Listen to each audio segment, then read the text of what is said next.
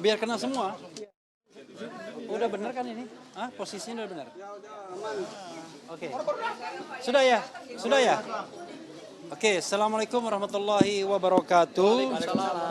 Kawan-kawan semua, kami mengucapkan terima kasih atas kesediaan kawan-kawan semua, kesetiaan untuk menunggu kami, dan hari ini kita sudah menyelesaikan sebenarnya sidang yang jawab jinawab. Besok tinggal kesimpulan saja, hanya disampaikan, tidak dibacakan lagi. Dan tadi kita tahu bahwa sudah didengarkan keterangan ahli ya dari pihak termohon, dan kami makin firm dengan apa yang kami mohonkan. Paling tidak termohon itu tidak mampu menunjukkan bahwa ada saksi atau ahli atau surat yang punya kualitas tertentu sehingga bisa digunakan pasal 32 ayat 1. Kalau cuma mengatakan terpenuhi 2 alat bukti dan lain sebagainya, jangan lupa bahwa yang namanya tindakan penersangkaan, bisa penahanan, itu adalah potensi melanggar hak asasi manusia. Dikatakan pada ahli tadi kan, karena itu tidak boleh dilakukan secara sembarangan, sewenang-wenang. Harus dilakukan dengan cara yang berhati-hati. Nah, kami melihat bahwa pengenaan pasal 32 ayat 1 ini tidak ada kehati-hatiannya. Kenapa? Terbukti sampai persidangan saat ini yang terakhir bisa dibilang jawab jinawabnya, termohon tidak mampu menunjukkan sama sekali atau menjawab tantangan kami. Bukti-bukti seperti apa yang punya kualitas untuk menggunakan atau digunakannya pasal 32 ayat 1 ini. Dan apa yang diterangkan oleh ahli pidana tadi semata-mata hanya sesuatu yang sifatnya normatif. Artinya keterangan ahli tersebut bisa disampaikan di pra-peradilan yang lain juga atau di pengadilan yang lain. Karena dia hanya menerangkan norma-norma yang terkait dengan bagaimana KUHP, Kitab Undang-Undang Hukum Acara Pidana itu beroperasi. Tetapi ketika menukik dengan pasal 32 ayat 1, dia sendiri sudah mengatakan sebenarnya ada beberapa pertentangan yang sayangnya kita tidak bisa dalami. Misalnya dia mengatakan bahwa dalam pengenaan pasal 32 ayat 1, dokumen apa yang digunakan? Oh, itu dokumen elektronik atau informasi elektronik, kan begitu. Padahal yang diperlihatkan Polda Metro Jaya pada tanggal 15 Desember 2025 adalah ijazah fisik analog. Nah, sekarang pertanyaannya adalah sebenarnya yang mau dijadikan pokok, ya, bukti pokok itu apa? Ijazahnya Dian Sandi yang diupload di internet, ataukah ijazah analog atau fisik Jokowi yang katanya akan dibawa dan pernah diperlihatkan di Polda Metro Jaya pada tanggal 15 Desember 2025. Nah, ini saja ya, terlepas dari soal pra-peradilan, kelihatan ada yang namanya error in objectum atau error in objecto. Tetapi itu nanti kita lihat dalam pokok perkara. Tapi sekali lagi, tantangan kami itu tidak terjawab atau tidak bisa dijawab oleh termohon. Itu yang ingin sampaikan, dan kemudian saya ingin memberikan kesempatan teman saya Soraya dulu ya. Ayah. Karena Ayah tadi ikut sidang. Ya, silakan. Pendapat Ayah. Oke, Assalamualaikum warahmatullahi wabarakatuh. Waalaikumsalam warahmatullahi. Saya sependapat dengan rekan Kalau saya, nggak sependapat juga kita selesai. Bung Refli, bahwa saksi ahli yang dihadirkan tidak bisa menjawab hal-hal yang bersifat tantangan terhadap pertanyaan-pertanyaan kita. Jadi semakin yakin dan jelas bahwa insya Allah mudah-mudahan permohonan kita untuk pasal 32 ini diterima ya dan dikabulkan oleh majelis. Untuk sementara saya serahkan ke Pak. Oke, ya. Ini JJ, silakan tambahkan. Iya. Terkait ahli tadi, memang ahli itu menjawab benar-benar formalitas sampai-sampai menyatakan bahwa alat bukti yang permulaan itu hanya cukup 2 atau 3 dari bukti yang diatur dalam undang-undang atau KUHP lama, tanpa melihat apakah itu ada kualitasnya memang memenuhi atau tidak. Jadi hanya sekedar memilih nih antara 2 atau 3 dari bukti tersebut. Sebatas itu aja. Menurut saya yang tadi ahli itu menerangkan gitu loh. Oke. Ya, saya tambahkan sebelum Gafur ya. Jadi begini, ini kan hukum pidana, ultimum remedium. Orang disangka dan kemudian bisa didakwa dengan 8 tahun penjara. Enak sekali mengatakan sudah terpenuhinya alat bukti dengan BAP dan lain sebagainya. Kalau misalnya tadi seperti Gafur bilang, ini misalnya peristiwa pembunuhan, yang dilihat orang pencurian, ya sudah. dipaksa dia untuk menceritakan tentang pembunuhan. Kan tidak begitu. Karena itu saat ini kami masih menantang. Ada nggak sebenarnya saksi ya yang melihat Mas Roy melakukan perbuatan-perbuatan yang dimaksudkan pasal 32 itu, yaitu merusak dokumen, mengurangi, menambah, mentransmisikan dengan cara mungkin mencuri, menghack dan lain sebagainya. Nggak ada sampai sekarang. Dan itu dibilang nanti azas praduga tak bersalah akan dibuktikan di pengadilan. Emang enak orang dijadikan terdakwa di pengadilan. Padahal sejak dilaporkan, dijadikan tersangka, kemudian diancam untuk ditahan dan lain sebagainya, itu adalah tindakan yang potensial melanggar HAM. Karena itu harus dilakukan dengan hati-hati, tidak boleh sembarangan. Kami baru menguji pasal 32 ayat 1. Nanti 35 kita uji juga. Pasal 35 itu lebih dahsyat lagi, 12 tahun penjara. Coba bayangkan, lihat muka Mas Roy, pantas nggak kira-kira 12 tahun penjara? Kan ini kan sama dengan sebuah kejahatan besar, kejahatan luar biasa, yang kualifikasinya sebagai sebuah kejahatan yang berat. Nah ini yang kemudian kita mengetuk hati ya hakim tunggal ini untuk melihat realitas bahwa 32 ayat 1 ini digunakan semata-mata untuk bargaining power agar penyidik itu bisa menahan tersangka sewaktu-waktu, dan itu sudah dicoba dilakukan pada tanggal 19 Juni yang lalu. Oke, silakan Abdul Ghafur sebelum Mas Roy. Sebelum bintang utamanya ya. Jadi rekan-rekan media, tadi kita sudah sama-sama menyaksikan dan mendengar keterangan ahli dari termohon yaitu Polda Metro Jaya. Dan dalam 2 sidang pra-peradilan yang kami lakukan dengan termohon tetap Polda Metro Jaya, mereka sama sekali pun tidak pernah menghadirkan saksi. Ya. Nah, yang kami persoalkan di dalam permohonan pra-peradilan ini adalah kami ingin menguji sejauh mana kualitas minimal 2 alat bukti permulaan yang cukup dari Polda Metro Jaya dalam menetapkan Mas Roy sebagai tersangka pasal 32 Undang-Undang ITE yang ancaman pidananya adalah berat 8 tahun penjara.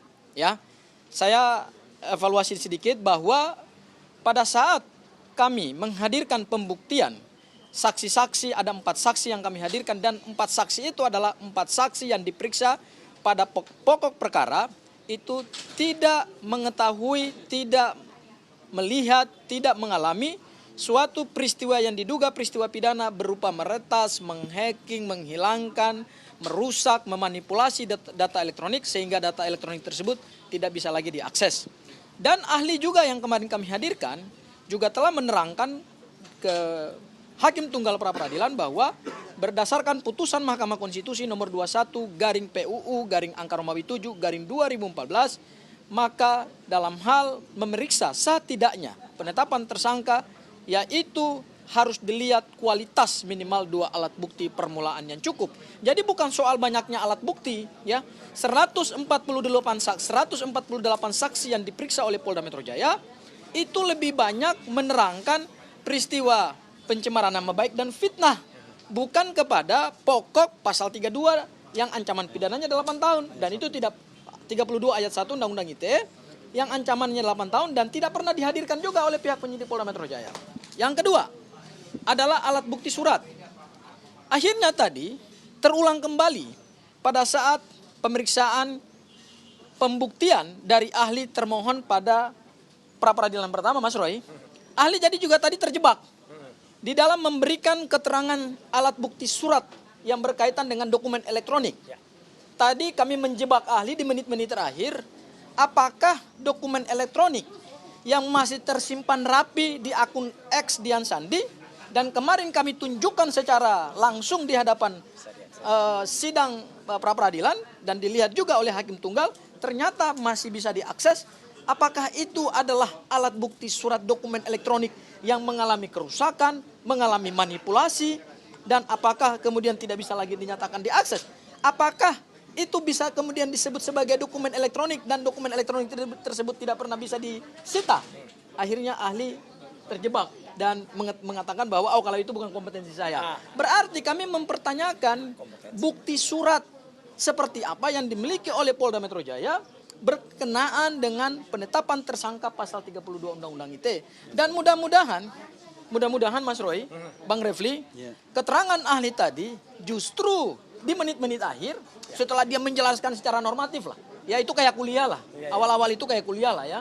Tapi begitu di ujung yang berkenaan dengan inti daripada permohonan pra-peradilan kami ini, saudara ahli tidak bisa menjelaskan pendapat ahlinya bahwa telah terpenuhi minimal alat bukti dokumen elektronik.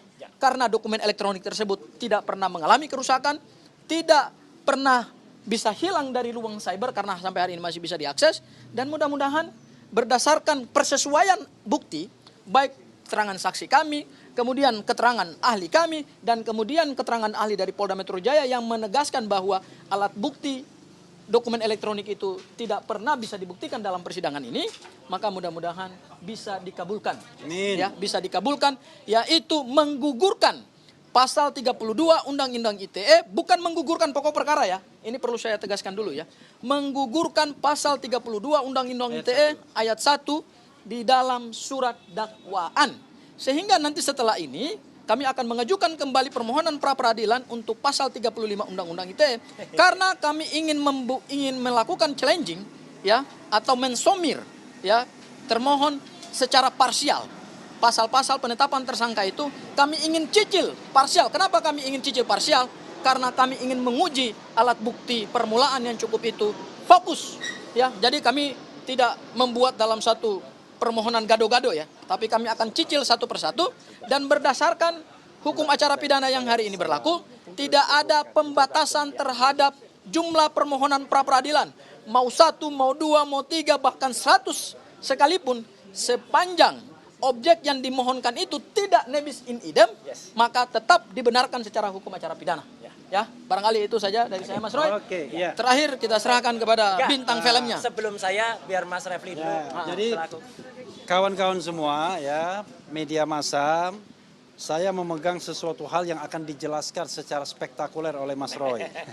Karena ini adalah sebuah fitnah, sebuah tuduhan, bahkan dilakukan penggalangan. Luar biasa. Penggalangan untuk kemudian membatalkan sesuatu hal. Ya mirip-mirip respon lah ya, anunya apa kasusnya, tuduhannya, tetapi tentu muaranya sangat berbeda. Mas Roy silakan. Oke. Pada saat yang berbahagia. Baik. Sampailah kita kepada Assalamualaikum warahmatullahi wabarakatuh. Waalaikumsalam warahmatullahi wabarakatuh. Pertama-tama saya mohon maaf, izin meskipun kemarin semalam saya sudah izin kepada Mas Refli Harun, Mas Gafur Sangaji, Bu Aya, dan juga Mbak Ariana, Mbak JJ, Bu Lisa, dan juga kuasa hukum yang ada. Kalau Pak Yasena tadi ikut saya, ya. Saya terlambat ya mengikuti sidang ini karena seharusnya saya memang tidak pernah terlambat. Saya selalu ikut. Cuman ada persoalan yang sebenarnya itu persoalan nggak mau saya anggap. Terlalu receh persoalan itu. Tapi mau nggak mau saya tanggapi karena seperti kata Mas Refli Harun tadi.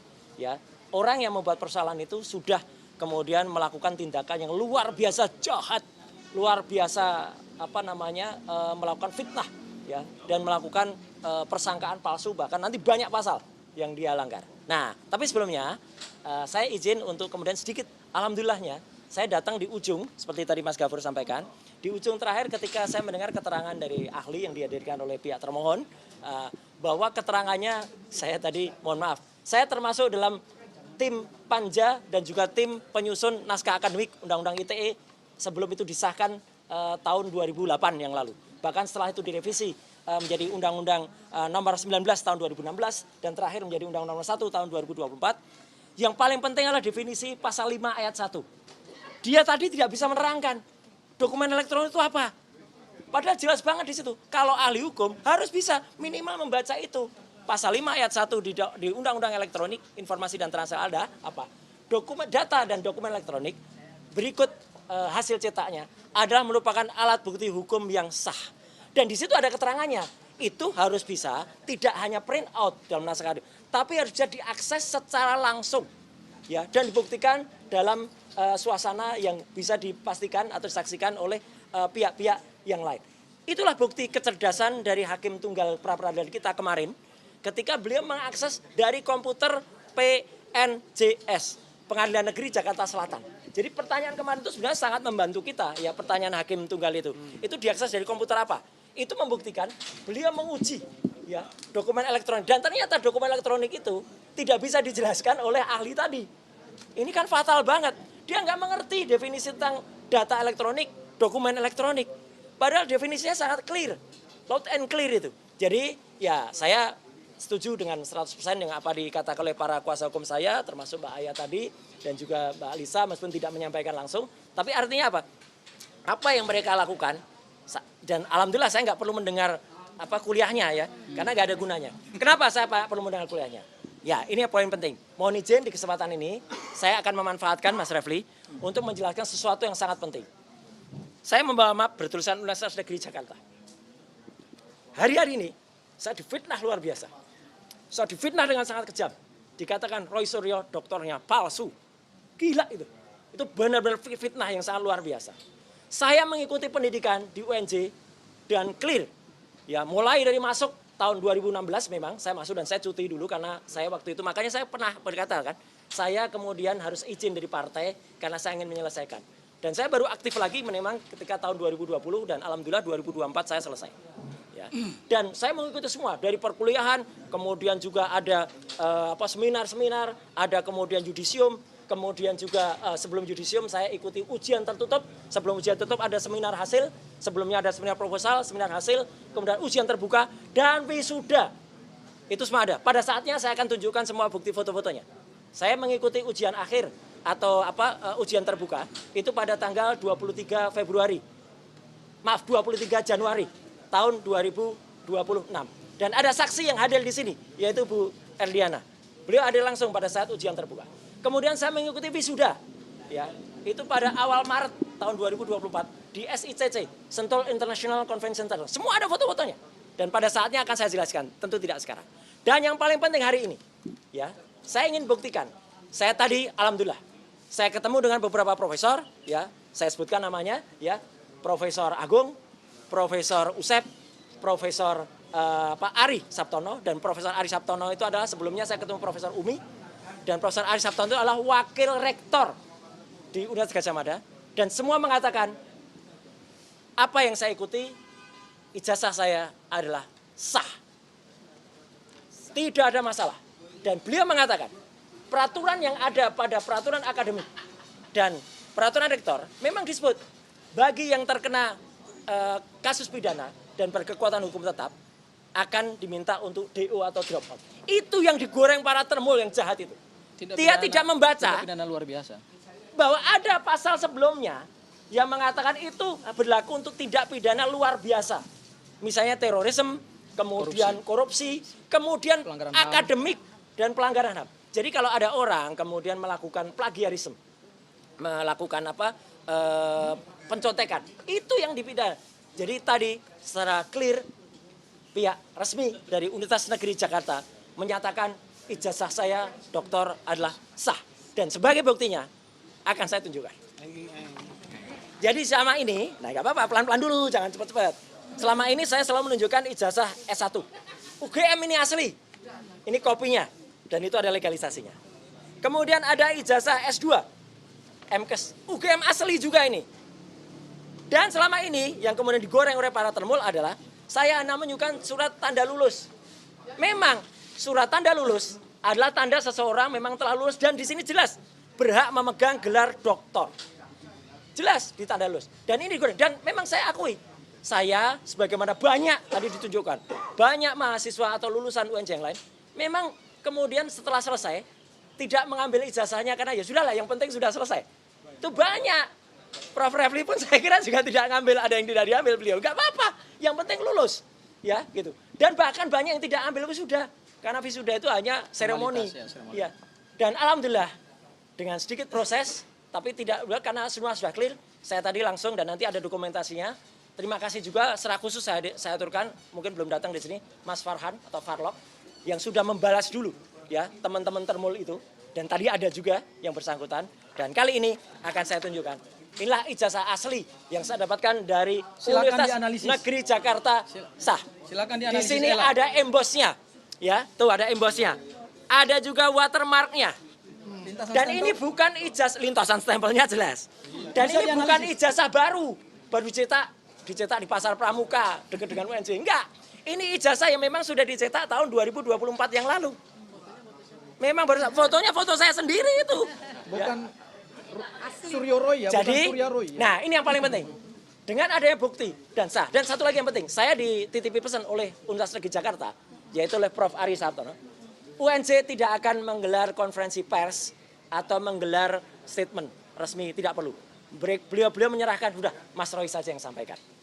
Jadi saya menyampaikan ini sekaligus membantah apa yang dilakukan oleh saudara Richard Huta-Julu dan saudara Bill Fakih, ya, karena mereka sudah memfitnah dengan sangat kejam, menyatakan ijazah saya seperti respon. Sama sekali beda. Si Omon itu tidak diakui oleh Yamaguchi. Dan itu silakan, ayo Bill, kejar terus si Omon itu sampai laporan Anda. Dan sampai dia laporan kepada Polda Metro. Tapi kebalikannya, mohon maaf, ini hak saya, Mas Refli, Mas Gafur, dan teman-teman semua. Atas karena perlakuan yang sangat kejam dan itu sudah viral di media massa, saya harus melakukan tindakan kepada saudara Taufik Bill Fakih, kepada saudara Richard Huta-Julu, dan mungkin juga kepada orang lain, dan orang-orang yang mungkin akan menggelorakan itu. Kalau memang Anda belum melakukan, saya sarankan demi kebaikan, berhentilah menyebarkan fitnah saya berijazah palsu. Tidak ada. Ijazah saya sah dan resmi dari Universitas Negeri Jakarta, dan pada saatnya saya tunjukkan juga bahwa IP saya juga clear 3,86 dengan lulus predikat sangat memuaskan. Ya, ada itu, ada di daftar nilainya.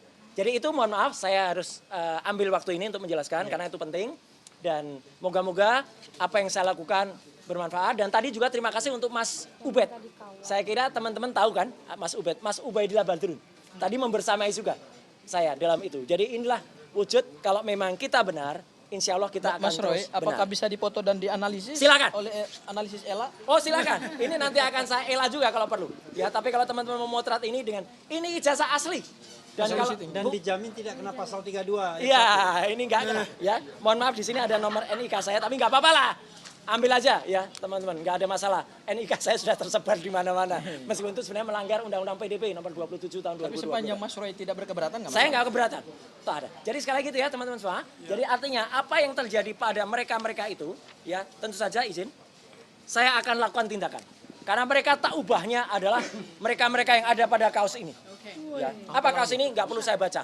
Mereka ibaratkan yang teriak-teriak itu, ya itu adalah Taufik Bill Fakih, kemudian Richard Huta-Julu dan kawan-kawan. Mereka. Mana itu Mas Roy?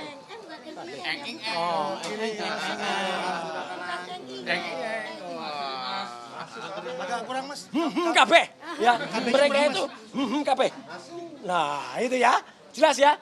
Jadi tunggu, Anda semua akan menerima konsekuensi dari fitnah yang sangat kejam yang Anda lakukan terhadap saya, ya. Dan itu luar biasa pada hari-hari. Saya tadinya tidak mau merespon karena itu akan mengganggu, tapi mohon maaf, terpaksa saya harus ambil hari ini, ya tadi. Dan alhamdulillah semua berjalan dengan lancar. Saya juga sempat mendengar keterangan yang sangat krusial tadi dari ahli tadi. Saya kira itu teman-teman semua. Mohon maaf saya sedikit emosional, ya, gitu. Ya, saya mohon maaf itu dan terima kasih untuk rekan media yang sudah ikut menyebarluaskan hari ini, dan saya akan tuangkan itu dalam podcast secara khusus ya, YouTube secara khusus, mungkin juga bersama Refli Harun, bersama Abdul Ghafur Sangaji, bersama teman-teman yang lain yang punya channel. Sekian, terima kasih. Wassalamualaikum warahmatullahi wabarakatuh. Waalaikumsalam. Saya.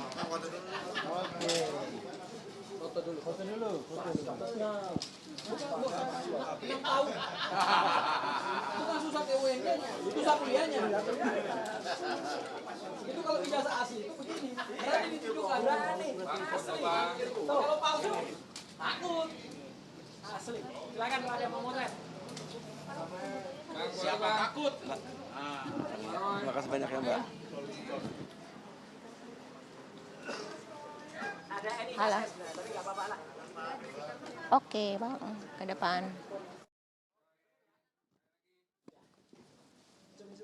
Mas Roy, izin sekali lagi. Jadi ini sekaligus tidak membatalkan, ya, tidak mendaftarkan surat tanda lulus saya yang katanya itu hanya bulan nggak ada keterangan di surat tanda lulus itu. Ini justru orang dapat surat tanda lulus dulu, baru kemudian dia bisa dapat ijazah. Clear banget ya. Ini surat tanda lulus yang selalu saya tunjukkan. Itu surat keterangan. Ini surat keterangan, tanda lulus, dan saya mengatakan dulu saya lulus. Itu ya. Terima kasih.